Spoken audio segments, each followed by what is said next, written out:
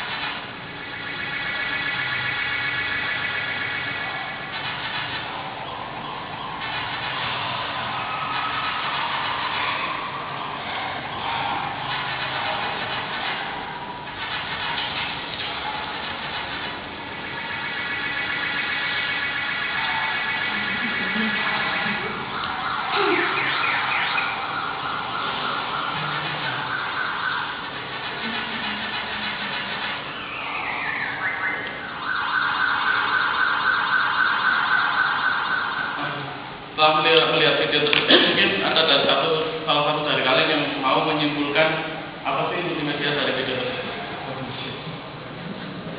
Bukan stop motionnya, jelas. Yang jelas itu apa yang ada di dalam video stop motion tadi. Salah satu. Mungkin saya ada souvenir.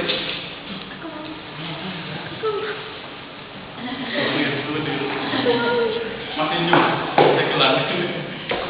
Yang mau menyimpulkan secara tepat dan benar, monggo. Mungkin itu tadi bisa menceritakan tentang definisi dari multimedia. Multimedia merupakan gabungan dari teks, audio, video, dan animasi. Dan kurang lebih begitu. Kurang. Mungkin bisa diulangi lagi. Mungkin definisi dari multimedia. Multimedia sendiri merupakan gabungan dari audio, video, teks, dan animasi. Mungkin sudah tepat, tapi kurang ada sedikit salah satu dari kata kunci multimedia tersebut. Mungkin Mas Rastra. Baik, multimedia itu sendiri merupakan gabungan dari berbagai macam media. Satunya ada teks, gambar, video, ataupun audio untuk menyampaikan suatu informasi. Nah, itu tadi kata kuncinya yang ini Mas. Ya, salah satu inti dari multimedia tersebut adalah menyampaikan informasi, dan yang lebih tepatnya lagi menyampaikan informasi secara interaktif dari penyampai informasi ke penerima informasi. Nah, kalau menurut Wikipedia seperti ini. Berarti ada berbagai cara untuk cara yang berbeda untuk menghubungkan informasi, baik berupa teks, audio, grafik, animasi, video, dan interaktiviti. Interaktiviti yang dimaksud itu adalah tingkat interaktivitas antara media tersebut yang dipakai untuk menyampaikan informasi dengan istilahnya itu penerima informasi yang membaca informasi tersebut. Kemudian karakteristik multimedia. Yang pertama itu konvergen, yakni menggabungkan unsur audio dan visual maupun teks dengan istilahnya pokoknya nggak hanya satu jenis dari media. Karena kalau hanya satu jenis dari media, misalkan hanya teks saja atau gambar saja, itu belum bisa dikategorikan ke dalam multimedia. Dan yang kedua interaktif, yakni memiliki kemampuan untuk mengakomodasi respon pengguna. Dalam bahasa lebih sederhananya, konsumen dari multimedia tersebut tahu apa yang disampaikan di dalam bahan multimedia tersebut. Yang ketiga mandiri, memberi kemudahan dan kelengkapan isi sedemikian rupa sehingga pengguna bisa menggunakan dan mengerti tanpa bimbingan orang lain.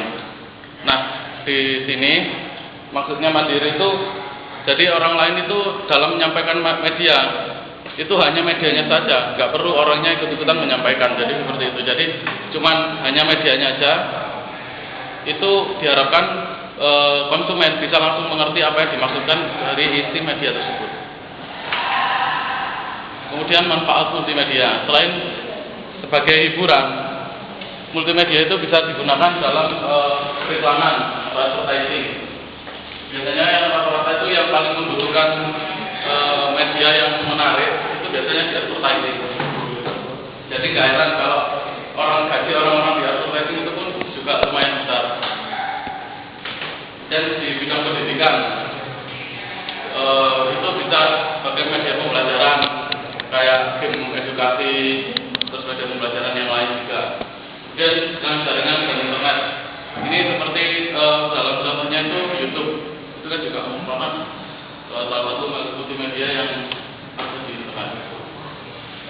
Nah, ini pengaruhnya karena itu sekedar cerita dulu itu multimedia itu adanya cuman berasal dari pemikiran orang, gimana sih caranya menyampaikan suatu informasi itu tanpa harus berhubungan langsung dengan orangnya. Mungkin seperti itu. Karena awalnya dulu itu berkembang karena adanya penemuan telegram ya, dulu itu yang pakai kode-kode itu, pakai itu, terus berkembang ke